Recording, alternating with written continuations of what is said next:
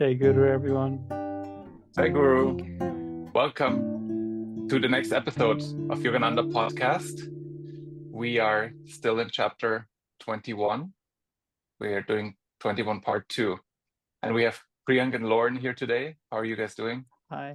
Good. Good, thank you. Excellent.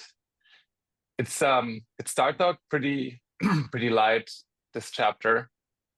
I think we said in the last episode already, we liked how they talked about this beautiful place. So the chapter is called "We're Going to Kashmir," more or less, right? Do I get the words right? I think so. We're visiting Kashmir. That's it. We're visiting Kashmir. We visit Kashmir. We visit Kashmir. Okay, that's it. And yeah, today we're gonna continue with that, the second part. Priyank, can you tell us what happened in the first part of the chapter? Sure. Yeah, the first part, we talked about the subtle nuances in the beginning of this trip, where it's really Mukunda's lifelong ambition to go to the Himalayas. It was quite funny because it was the beginnings were intermingled with like a profound prediction from Sri Yukteswar, and then also some clairvoyance in terms of his Western palate, in terms of how he'll, change in terms of liking strawberries. But I love how Guruji sees and like his brother disciples in the group. Like he was a bit disappointed. He held them in such high regard in their spiritual like powers or like effort that he couldn't fathom that they'd smoke, and then he was just naturally disappointed that he didn't live up to that standard. But yeah, it's quite nice. And it's really profound, some of the bits that Sri Yukteswar said, like especially this line: "At once my Guru's prediction similar emerged from the fathomless cave of memory. I was awestruck to realize that long ago his God-tuned mind had detected the program of karmic events wandering in the ether of futurity." No, very nice. Yeah, and now on they go. He describes everything, every part of this landscape that they're going through in much detail. Guruji, very good storyteller. So he says, "We continued on the labyrinthine way, delighted in views of rivers, valleys, precipitous cracks, multitudinous mountain tiers." They go through. He says they stopped every night at some rustic inn. They made their own food, and he said he was still feeling the effects of his disease. Yes, Priyank? I love the description of this mountainscape that they're going through, and it always reminds me of all the different hikes that I've done and that I like to do. And I think it's probably is because the high mountain air or the crisp air gives like the feeling of like some healing in your system in some way, even though your joints suffer and then sometimes you're in pain for many days afterwards. It still feels like the effort was net positive, the outcome was net positive, and I think for that reason it's very addictive and social as well, because like everyone's very much more friendly on mountains, aren't they, for some reason? And they all talk to each other. Do you greet people? Yeah, when you come your way. Yeah, you have to. It's the custom, isn't it? It's the norm. And then there's always that regular banter where like you ask, "Is it far up?" And then they always it's custom. You have to say, "No, it's just you're just over that almost there." Yeah, even if it's 5 hours away. So it's really good, like banter that everyone just knows and just conforms to. Yeah. I also love hiking. Luckily, LA is blessed with a lot of hiking nearby. Some quite steep mountains. The St. Gabriel Mountains are some of the steepest in the world, so that makes it not very beginner friendly. But it's there's also some more beginner ones towards the coast. Santa Monica Mountains, they're more like easy peasy mountain hiking. So they go. Mukunda still feels the effects of this episode he had in the last chapter, where he was suddenly ill and had to be healed by Sri Yukteswar. So Sri Yukteswar is taking care of his diet. So it seems to be important for his recovery that he has right diet and lime juice with every meal. And I was wondering, is that because of vitamin C, or why would that be important? I remember recently at a service, someone had got my water jug ready for me because I was leading the service. So I was just, and then I had some water from it just before the service started, and it was tasted so amazing. And I realized they must have put a lime in the just a slice, one small slice of lime. I thought, wow, what's this thoughtful gesture? This anonymous devotee that has just prepared the water. But I remember it just such a refresh. It has so many impact. It has so much different impact on you, not just in terms of like how it feels on your throat, but just like the energy. I don't know, it's like really, really revitalizing, more so than anything, like even orange juice or like, you know, apple juice. Like if you had a hint of apple, you wouldn't get that. Even ginger, like you have a hint of ginger, you don't feel the same. It's like it feels healing, but not the same level uplift as energy. And I was reading through the lessons, and lesson 85, Guruji says that you have to balance the amount of lime that you use, and he says that don't make it too sweet or sour. He says always add crushed ice if you're making a drink, which is interesting. He says that is one of the favorite drinks, i.e. lime, you know, lime juice and a bit of sugar, where he's actually said 7 to 14 drops, so very carefully measured. And he says that it's one of the favorite drinks of the yogis. It's got wonderful spiritual vibration, gives a fine tone to the stomach. It's good for overcoming nervousness, and yeah, it's very good for the liver, spleen, intestines, and kidneys. So Guruji Sri Yukteswar had the right thought, I suppose, because I'm sure Mukunda was suffering from all those in all those body parts after his Asiatic cholera. Yeah, amazing. So crushed ice, lime juice, and a little bit of sugar. Sounds like a great drink. 7 to 14 drops, Michael. We have to be very measured. Be like, yeah. And then if you miscount the number of drops, you start over again. Yeah, start over. Start again. Yeah, start over. Yeah, throw that batch away. That's right. That sounds fun. It's a bit like the recipe for lemonade, right? Just limes instead of lemons. Yeah. And then he makes a comment on their quality of ride. So he said he's improving, but he said the rattling carriage, he said it has been strictly designed for discomfort.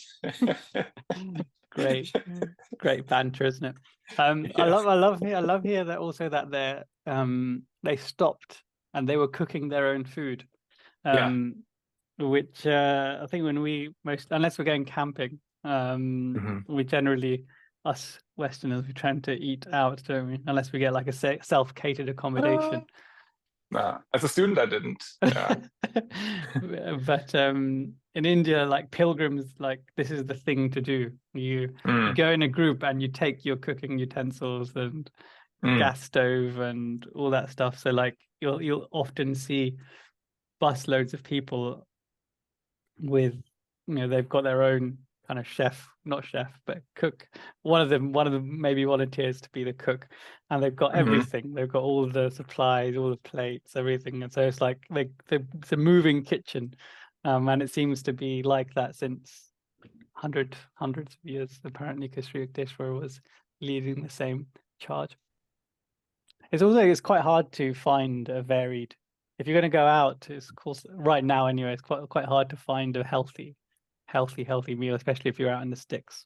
It's always just like fresh. It's always like a bit of fried food or something that's not necessarily too healthy, fast food type thing. Yeah, I was gonna say when you go out in the mountains, you will probably not find a restaurant nearby when you go camping.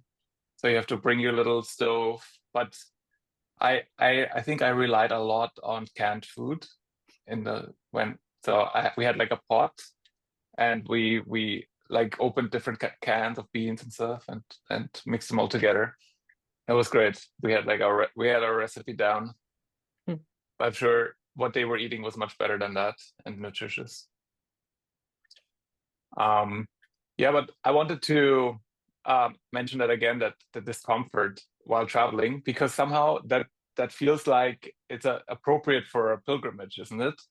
When you go on a pilgrimage and it feels a bit difficult to get there, then you kind of feel like you're making an effort to actually see the thing you're going to see, or the deity that you are going to honor when you get there. So I found that interesting, and I feel when you go on those kind of trips these days, I love it when they say like, oh yeah, there's this little chapel, but it's up on the mountain and you have to walk up there. It's the only way, right? So you actually have to do some work to get there. It's not just you drive your SUV right next to it, and there's a parking lot in the visitor center and stuff. They serve coffee. Yeah, I like those vibes, I must say. All right. So they continue, and so Gurji says they're now nearing central Kashmir, and he calls it Paradise Land of Lotus Lakes. And the way there's just so many descriptions that he gives. He says floating gardens, and he says houseboats, and the Jhelum River. And first thing I did is I went on Google and looked for pictures, and they look incredible. There's like pictures of rivers with mountains in the background, and then houseboats in the river, and those cute little houses on the side lining the river. Incredible. I mean, if I had some always the idea of going to Kashmir one day, but now it's stronger. I really would like to go. Yeah, no, I know the situation there isn't the most peaceful at the moment, but I'm sure it will go back to that hopefully soon. And yeah, so the city that's most famous, I think, in Kashmir is Srinagar, and so they're nearing Srinagar now. And so they said as they entered Srinagar, there's like an avenue, and it's lined with trees on both sides, and they stayed in a like they've been staying in rustic inns before, and now this time it looks like they have a bigger place. It's called a double-storied inn overlooking the noble hills. Unfortunately, they have no running water. That's probably has been the situation the whole trip so far. So they have to go to a well to get water for cooking, and probably also for taking a shower. But the weather was great. So he says during the day it was warm, and the evening was a bit cold. I don't know if they were able to make a fire or something. You're on mute, Priyank. Must be really, really fresh water. Because Up there, whenever you're near a mountain, you always get like the clearest and crisp stream water, don't you? So they wouldn't have struggled in terms of getting fresh water. Yeah, that's those streams as well. They must be crystal clear as they flow past you, because they're coming straight out of the mountain, basically. All those mountain springs converging to a big stream. Then one of the first things they did in Srinagar, they visited a temple of Swami Shankara. Swami Shankara, Guruji mentions him often. He's like he attributes to him to be the reformer of the Hindu Swami order. It's not really sure when he was born or what time he lived in, but he says it's like 8th or early 9th century. And yeah, there's like every single book by Yogananda almost in the glossary has a section about Swami Shankara. And he says Shankara reorganized the ancient Swami order and founded 4 great monastic centers of spiritual education. Or is it mat? I don't know how you It's mut. Mut. Okay. Remember, whose leader, whenever there's a yeah, Hindi or yeah, Sanskrit word that's got an yeah, A, you have to yeah, almost pronounce it like a U. It's like a mut. You don't say like a mut, mud. it's Okay, mut. Yeah. mud. Okay, yeah, like in German. Yeah, Oh, there you go. that. The leaders they are an apostolic succession, bear the title of Jagat Guru Sri Shankaracharya, and the meaning of Jagat Guru is world teacher. So this Adi Shankaracharya, who was this religious leader from the 8th, 9th century, he has a temple in Srinagar that is attributed to him, and they went there. Yeah, it most certainly would have been a Shiva temple, and it would have, if so, it would have had a linga like the one Guruji talked about in Tarakeshwar. So, and probably a Nandi as well, which is like a bull which faces the shrine. It's like the eternal patience, eternal waiting symbology there. So it would have had these elements. And the first thing that happens, so Guruji goes to that temple, and then he says he gazed at a mountain peak and fell into a trance. And he had a vision of a hilltop mansion in a distant land. And so he said in front of him that Shankara temple in Srinagar became transformed into this hilltop mansion in front of his eyes. And then he says years later, he established the SRF headquarters in America. And when he first visited Los Angeles in California and saw the large building on the crest of Mount Washington, he recognized it from his vision in Kashmir and elsewhere. So he had multiple visions of this place. Yeah, and if you look at the picture of it, I'll put it on our chat. It's like this ancient temple that's like almost like it's in ruins, but it's still there, obviously, and it looks quite reminiscent of Mount Washington in a way. Obviously, a very ancient building, but yeah, so I can see how he thought so.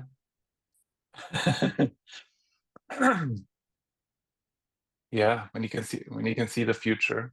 Oh yeah, I see it now. That picture. Oh yeah, very beautiful. Yeah, thanks for looking that up. So they continue. He talks more about Srinagar, and then he says they visit a place called Gulmarg, which means mountain path of flowers, which sounds an incredible name for a place. It's 8,500 feet high, and from then on they continued on a horse, or he had his first ride on a large horse, and he that must have been much more comfortable than this cart that sitting on a horse. I don't know. I'm not really that versed in riding horses, but I imagine so, and maybe also faster. And then he mentions another mountain called Kilanmark, and they went through there, and he talks about the dense forest there, the tree mushrooms, and trails. And yes, Priyank? Going through this rugged terrain, I can certainly tell you, it wouldn't have been that comfortable on that horse. Okay. Even if he wasn't bareback, I doubt he would have been bareback. He probably would have had a saddle, but it still is pretty terrible, especially for men, I must say. Don't know about women. But... I see. So the what's it called, the cart that they were riding in before would have been a bit more comfortable. Would have had their old plate style suspension, probably, you'd hope. Yes. Okay, I got it.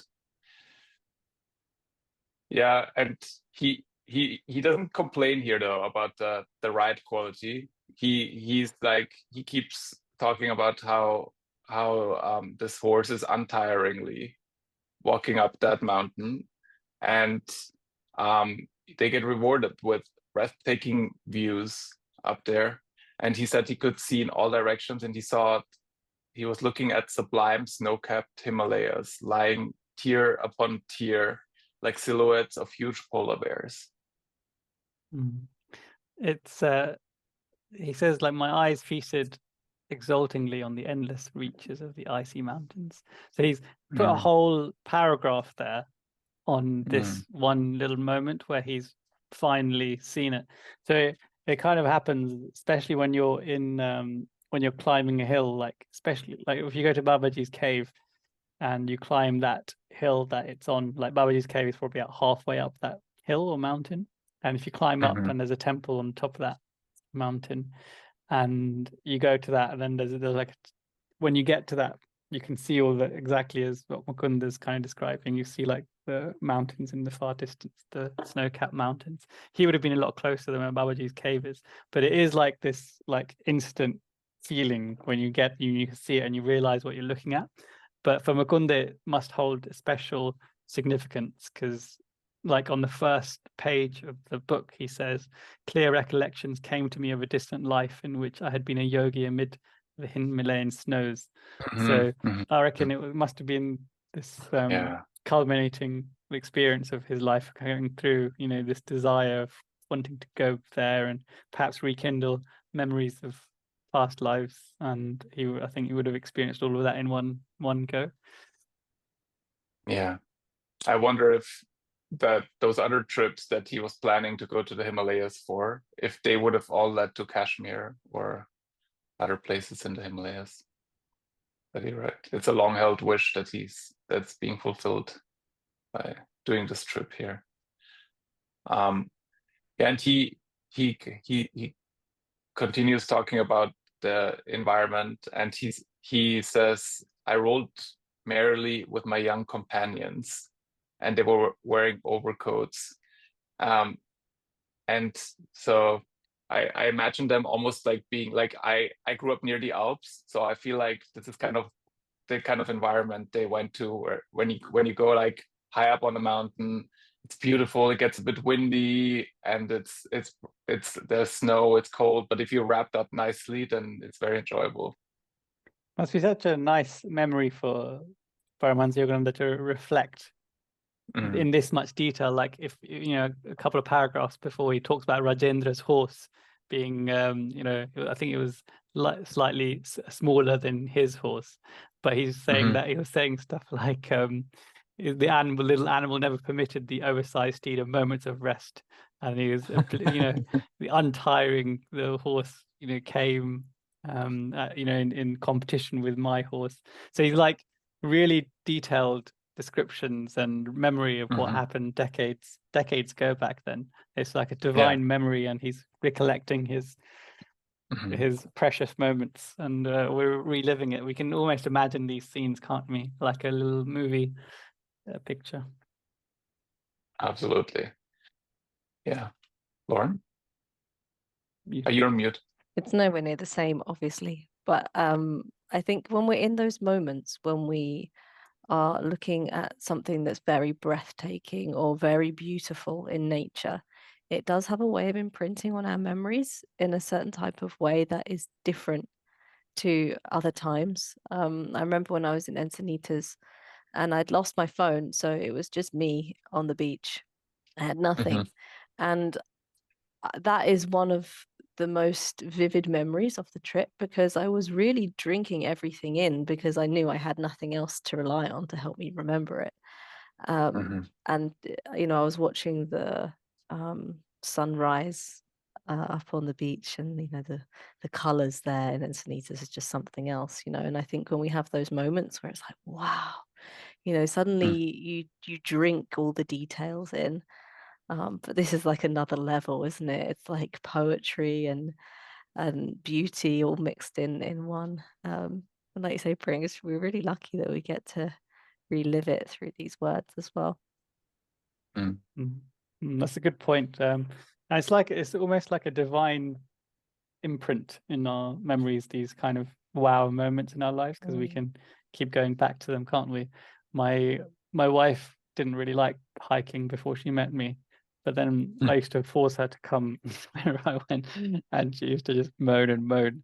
And once I was taking her. I never like to stick to the path, as you can probably imagine by my personality.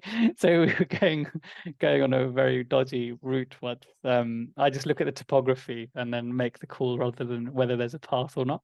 So we're going down this valley in Scotland, and she was, really complaining there was no path. We had to climb over huge boulders and stuff like that. So she was in the middle of complaining, and we'd come to this valley, and the top of the valley was in the clouds, and we were like halfway, and then it kind of came down. So we were struggling over these boulders, and suddenly, just out of nowhere, like maybe 2 or 3 stags and about 12 deers behind him just strolled past us, like, and just galloped as if there was nothing. And we were taking an hour or 2 hours to get over this valley. They just just from our eyes, you could literally see them just prancing through the hill and going over the precipice over the other side. And we were both obviously completely speechless. And then since then, she's as much addicted to hiking as me, because of that one conversion moment. So we all have those moments, and my wife and I always remember that moment, especially when we're in a tricky hike. Nice. Yeah, hiking is great. It's one of the ways where you can be one with nature. I never feel more connected to nature than when I'm on a big hike on a mountain somewhere. So they finish up this trip up onto this mountain, and then they say the next thing they're doing is they're going to see the pleasure gardens of Emperor Jehangir. Emperor Jehangir was the 4th Mughal emperor, and he was emperor of Hindustan from 1605 till 1627. And he must have liked Kashmir and built this beautiful residence there. So there's a pleasure garden in Shalimar, and then there's a palace in Nishad Bagh. And I recommend people Googling that and looking at the pictures, because it looks incredible. Looks really nice, especially Nishad Bagh. Guruji, he describes it. He says it's built directly over a natural waterfall, that palace. And then he said there are the rushing waters, and they're regulated through contrivances to flow over terraces. And there's even rooms where that water flows through. And then he says the immense gardens are riotous with colors: roses, jasmine, lilies, snapdragons, pansies, lavender, poppies. And it's really, when you hear this description and then you look at the pictures, you go like, okay, I can see it. This place is really that beautiful. There's no exaggeration. And second to none. I've never heard someone doing that, taking a palace, building it onto a waterfall, and then having all the water flow through different parts of his gardens and his palace. Looks incredible. All right, I think it's time. So we're doing an episode half and half. So I'm done with the section that I'm doing, and I'm handing it over to Lauren. All right, so part. we're gonna Part 2B. change tone a little bit for this next bit. There you go. Because we've got some humor from Guruji, which I always look forward to. So Rajendra, who's with them, has been really looking forward to a grape feast, which is going to be awaiting them in Kashmir. But when they get there, they're disappointed because there are no large vineyards. And Guruji takes that moment to have a little jest and to tease him. And apparently Guruji recounts that he says to him, "Oh, I have become so much gorged with grapes, I can't walk. The invisible grapes are brewing within me." He's really going at it. Poor Rajendra. And later on they heard that these grapes actually grow in Kabul, which is west of Kashmir. So instead of having grapes, they consoled themselves with ice cream.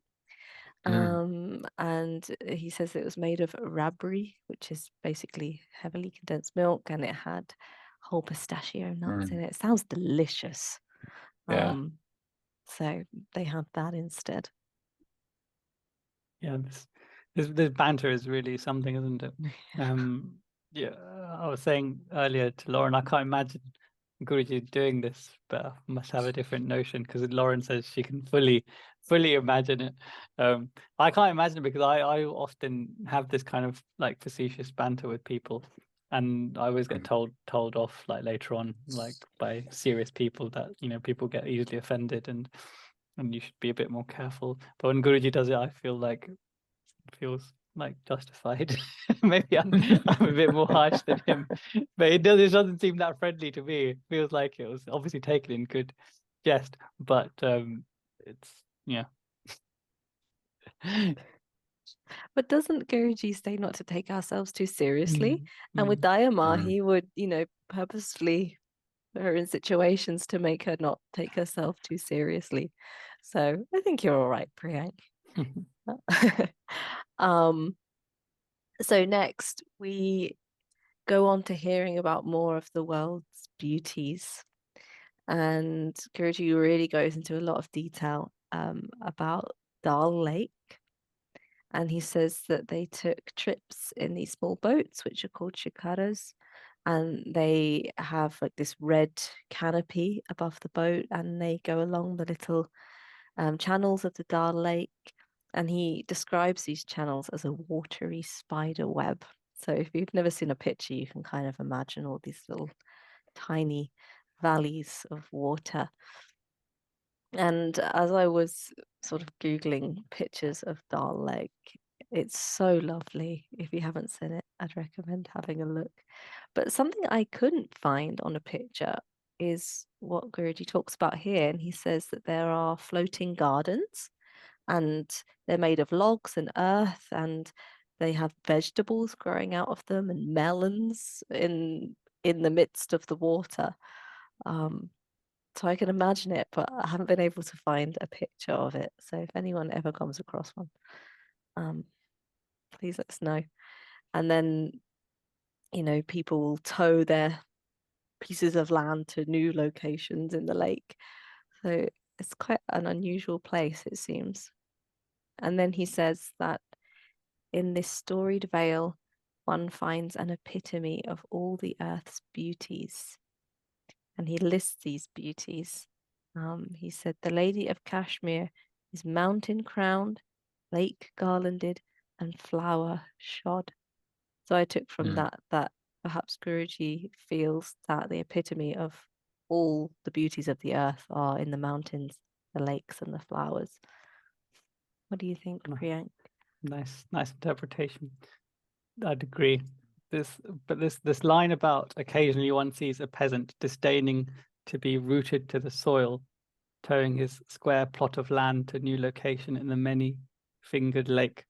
Is it just? I took it to be quite a deep statement. That, do you think I've misinterpreted it? What is your interpretation of it? Like there's this ancient philosophy that saints and renunciants have in India, where you never can sleep in the same spot. Yeah, so I feel like this is the epitome of that, where occasionally one sees a peasant disdaining to be rooted to the soil, towing his square plot of land to a new location in the many-fingered lake. So he keeps going and roaming like a divine gypsy. And it reminded me of that chant, Divine Love Sorrows. Do you remember that one? No, Okay. how does I it can go? remind you.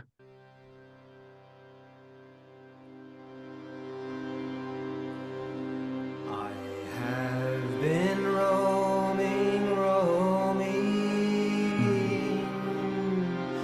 forsaken by thee, who has seen me groping, hardly ever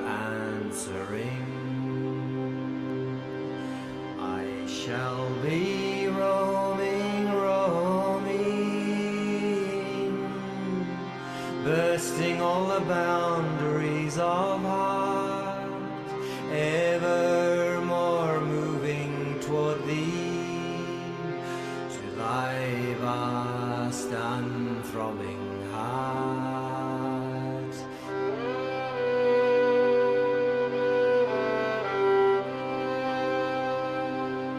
Come thou to me, O Lord, O come at last to me. Centuries and centuries I have awaited now for thee. Through endless incarnations I've called out for thy name, searching by the streamlets of all my silvery dreams. Wow, thank you, Priyank. It was lovely. I love Um, that chant. We only do it at mm. Christmas, don't we, Mike? Often. Mm. Why? Do you know why? Don't know. Hmm. Don't know. There's a lot of Love- time during Christmas, maybe. Yeah, Maybe. that's true. Is what you played the entirety of the chant, or is there more? Yeah, that one keeps that's it. Keeps going like in those Okay, ways. it's not too long. It's lovely though. Very Yeah. nice. Thank you for thinking I'll of put a that. link to it. And I like your interpretation too about the line. I think you may be right there. Good spot. It's always very perceptive. Thank you. So Guruji then goes on to say that, you know, in later years, you know, after he'd been to many different countries, he understood why Kashmir was called the world's most scenic spot. And he said that it has some of the charms of the Swiss Alps and of Loch Lomond in Scotland and of the English lakes. So we can, you know, take from that he has been to all of those places. And again, if you have time to research these different places and have a look, you know, they're all just so beautiful, and they do have that similar quality and you know, scenery to Kashmir. Maybe like 1% of it. I've been to Loch Lomond and English Lake. I love the English Lakes, and I think they're the Lake District. So much so that I like to make sure that I go almost once a year. I'm going next week. Just it's just out of coincidence. But yeah, I'm there on business, and then I took the opportunity to make sure I Nice. go. Does the one restaurant still exist? Zeffirelli's, of course. Yeah, Yeah. of course. That's it's a vegetarian restaurant with a cinema attached. But even non-vegetarians in the town in Ambleside, they all go there because it's so fantastic. Italian. Sounds good. Guruji also says about in America, Alaska and Pikes Peak are also places that remind him of Kashmir and Dal Lake. But yeah, I really would recommend going on a little picture tour of these places. That's what I did when I was preparing for this, and I felt like I went on a little trip, even though I didn't. But it's really nice to see the spots that Guruji is in, and maybe add them to the list of places to go. So then Guruji puts in a little beauty contest, scenic beauty contest, and he said that for the first prize he would either pick Xochimilco in Mexico, where the skies and the mountains and the poplars are reflected. You know, it's got lots of lanes of water and trees overhanging the water, and it looks very, very beautiful. Although, didn't you say, Mike, that when you went, it was filled with people? Yes, it was very busy, and those beautiful boats, there's like 1,000 of them, and there's different boats that come to your boat and they sell you food and drinks, and very, it's a very nice experience, but not the most peaceful experience I've ever had. Yeah. But I found one picture where Yeah. you can see in the background this majestic mountain. Mm. And it again reminds me of Kashmir. Mhm. And then he said, or for first prize, he would put in the lakes of Kashmir, guarded like beautiful maidens by the stern surveillance of the Himalayas. And he said that these two places stand out in his memory as the loveliest spots on earth. But he gives us even more treats of the world. Guruji's actually been to a lot of places, hasn't he? Mhm. Well traveled, especially for that time. Yeah, right. I feel I always feel guilty just to travel for the sake of exploration and fun. But then when I read Guruji's descriptions here, I feel like if I just go to all these places Guruji's mentioned, then maybe it won't be so bad. So I'm ticking off everything. Hopefully one day I'll tick off everything that he's said here. Maybe a divine bucket list. Yeah. And also, I don't know. That's what Go on, Mike. No, go.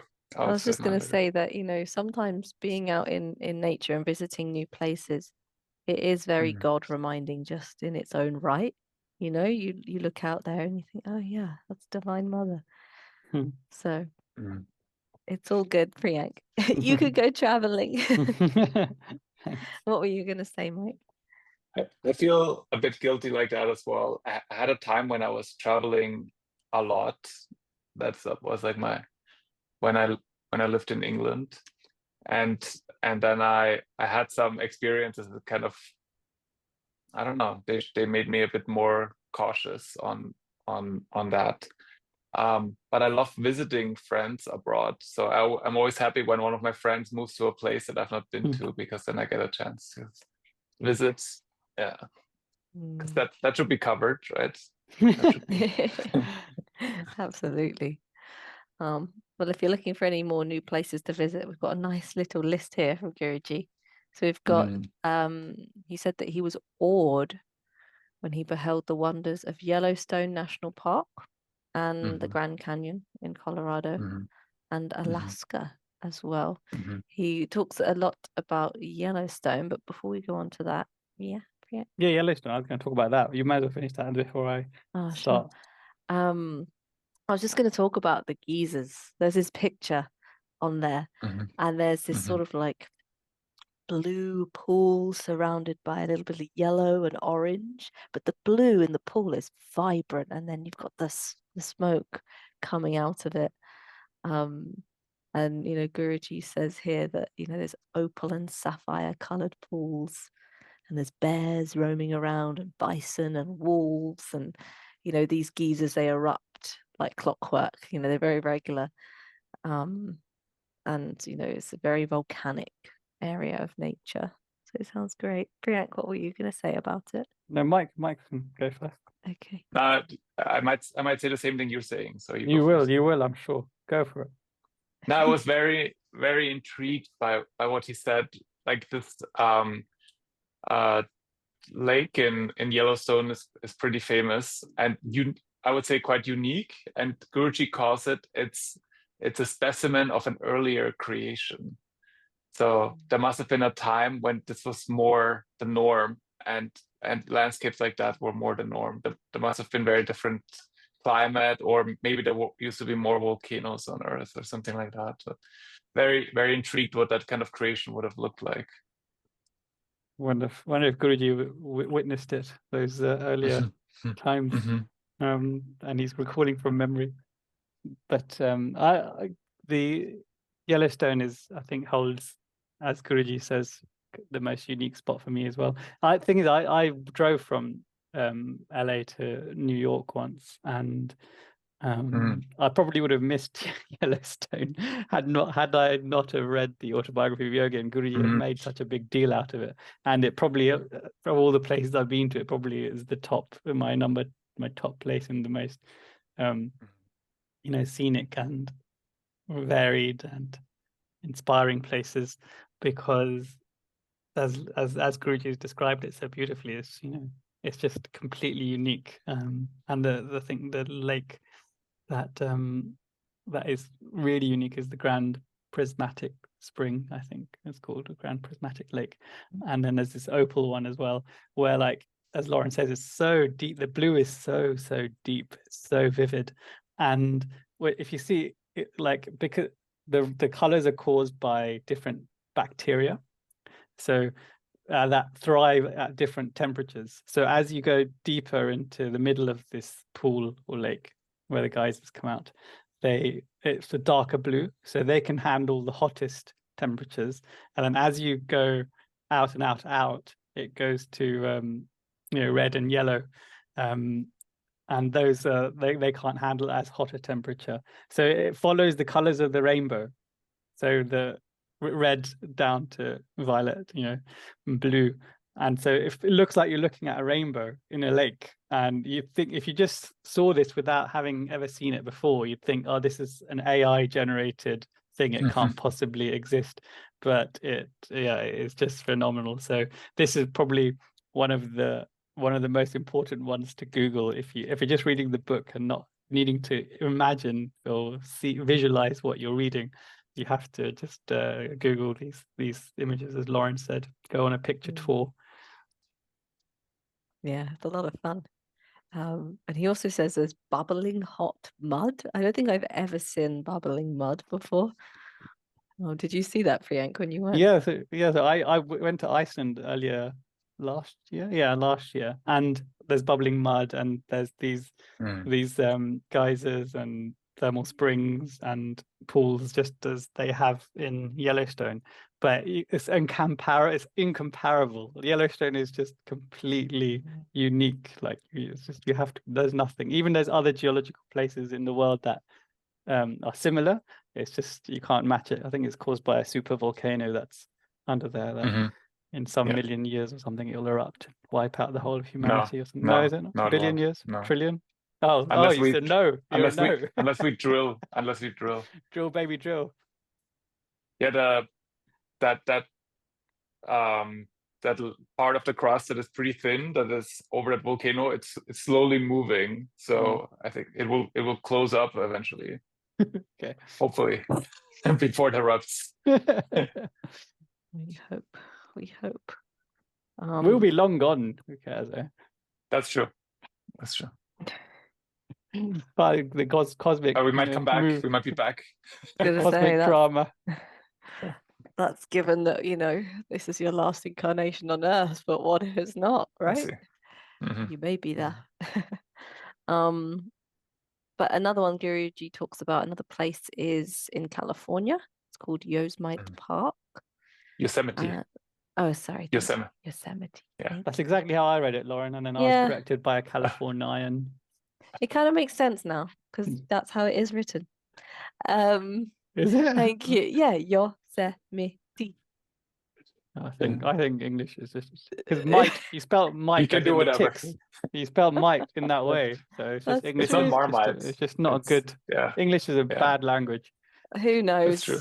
I often think this when I'm teaching a lot of my students, because they can't see or they have very limited vision, that they rely more on sound than on the visuals, right? So when they're spelling, it's really hard for them, because they're like, well, why is there a GH there? It should be an F. Or so yeah, I think English is tricky. So yeah, he said that there's basically these ginormous trees, and he describes them as green natural cathedrals designed with skill divine. Have you seen these, Mike? Yeah. Yosemite is probably the most famous of the national parks, I would argue, in the whole US, and definitely in California. And it's incredible seeing that this whole mountain range, not just in Yosemite, has those really old trees, some of them many hundreds of years old. And there's a bit of a magic in Yosemite Valley that there's the Yosemite River flowing, there's all those trees in the background and the mountain tops above it. it's really unique. Unfortunately, it has become so popular that you are never alone there. And if you want to stop at any of the rest stops there, you have to look for parking, and it's really busy. But if you've never seen it, definitely a must see one time. Yeah. They're so popular that sequoia trees and redwoods in particular have been moved to different parts of the world, even the UK. I remember when I was a child, there was this one tree. We used to go play in the forest. There was one tree that you could punch. It was really soft, and then it would grow completely vertically, taller than all the other trees. It was in the middle of the forest. Heaven knows how it was there, but it must have been some very wealthy landowner 200 years ago that bought a sapling from the US or somewhere and planted it. So you do see they probably don't grow, they won't grow nowhere near as high as the Yosemite ones, but you do see them. But when you see them there, then you can't ever forget what they should look like. You'll be able to I'm not much of a tree identifier, but you can always see when a redwood is a redwood. My mom brought 8 saplings of redwood trees and planted them in Austria, and I think 3 of them are doing pretty well. They're Cool. actually big enough now, I think, that they will live a whole life. How tall have they become? They have become pretty tall. I hope it won't be a problem because they're next to a road, not too far from the road. Imagine it's like, oh, that ginormous tree up there. Yeah, wow. But I feel like something I observed when I did visit America was that everything just seemed to be big. Like the plants were huge, and the roads are huge, but like the natural beauty of America, everything seems to be just vast, right? So it makes sense that also these trees are just huge as well. Especially the drink sizes, they're super huge. Oh, is it? They have if you order like a Coca-Cola, it's like a bucket. You can get a bucket sized cola. It's unbelievable, and it's 99% ice, but still, it's still phenomenal. How can you? I often struggle to drink a can, just a regular 330 ml can, and they're having these like 2-liter things. How are they drinking it? Heaven only knows. I think the thing I was most shocked about was the button on the pedestrian crossing. In the UK it's tiny. It's like a 10-pence piece size. It's really small. But in America it's kind of like this really big button. It's like, whoa, okay. But yeah. Anyway, back to the natural beauties of the world. We have some more. And Guruji talks about the torrential beauty of Niagara in New York on the Canadian border. And it is really beautiful. When I looked at pictures, there's got lots of greenery on the top of the waterfall, and you've got this beautiful blue sort of pool at the top, and this rushing white cloud-like waterfall almost. It looks really beautiful. Mike, do you think the Maid of the Mist would have been around during Guruji's time? This is like this little boat that goes out, I think, from the Canadian side into like right close to where the Niagara falls, and then you get you're basically completely drenched by the time so you have to wear these long anorak coats, otherwise you'll be completely wet. But I really love Niagara. I think that probably rates almost as high as Yellowstone. It's hard to describe it, because I feel like when you're standing there you're impressed, but then you take a picture and then look at the picture and it's like it's hard to describe how big, how great, how much water is just coming through there. Unfortunately, when I was there, I mean, it was still nice, but it was in the winter, so it was like snow covered and everything. It's also very beautiful, but I imagine the summer when it's all green, it has some different vibe. It's a phenomenon, yeah. We've also got in Kentucky and New Mexico. So in Kentucky we've got somewhere called the Mammoth Cave, and in New Mexico there's somewhere called Carlsbad Caverns, and it's really, really unusual. I'm going to try and pronounce this. stalactites. Is that what they're called? Mhm. That's right. Yeah. Sort of hanging from, they look like spikes almost, just coming down from the ceiling of the caves. But the one in Carlsbad, I don't know if they put lighting in there or something, but it's got like greens and blues and, you know, these sort of things hanging down. It looks very otherworldly. Guruji describes them as strange fairylands, which I think is a very good description. And he said that it gives us a glimpse of other worlds as fancied by man. Mhm. Mhm. Went to a few years ago. Went to Cheddar Gorge, and there was this cave system in the UK, just Mhm. like near the south part of Wales or that kind of area in Devon, near that area. And the guide was really passionate about geology and caves, like really passionate.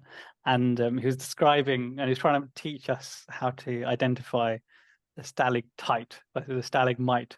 And he was like, you can recognize a stalactite because it comes from the ceiling and it forms into like these little like an icicle. Imagine an icicle coming down from the ceiling, and you know that it's different to a stalagmite. Stalactites come from the ceiling and they have to hold on Yeah. tight.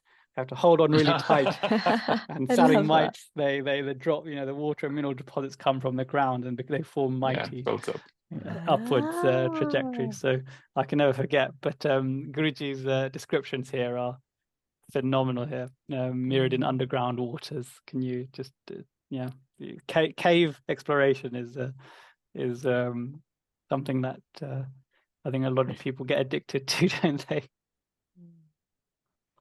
And were you guys intrigued as well when you read present a glimpse of other worlds as fancied by man? I wonder if there will be, like, in a higher age we will understand exactly what he means by that. Yeah. Well, it's completely sort of Yeah. almost in the realm of imagination, isn't it? Yes. Almost unreal. Maybe It's there's so other nice. worlds that look much more like that. Yeah, who knows? Yeah. But it's really, really a treat, I think, to have done this episode today and also to know about all these different places that Guruji visited and the different beauties of the earth that I'd never seen. So I'm glad I have, at least in pixel form. Maybe one day it'll be in real life. But Priyank, what do we have to look forward to next episode? Well, as light as this section was, it's going to be inverse to that. It's very, very deep and profound. So we start with a bit of not fun, but intrigue about different variations of tones of skin in the various parts of India, which links to, I suppose, the genetics of the different parts and the different people that are there. And then we're going to very quickly go to Sri Yukteswar's illness. And it was so ill that he was due to pass, but Mukunda stops him and takes on, Sri Yukteswar willingly takes on some of the pains and sins and karma of his disciples, much like Christ. So it gets exceptionally profound, and Guruji describes how that happens. And in we read about how Christ took on the sins of us, but Guruji describes how he did that, and not just why, but how. So it's pretty profound, and I'm looking forward to going through it with you. Lovely. Well, thank you both so much for the episode today, and we'll meet again next week. Thank you. Thank you. Jai Guru. Thank you. Jai Guru.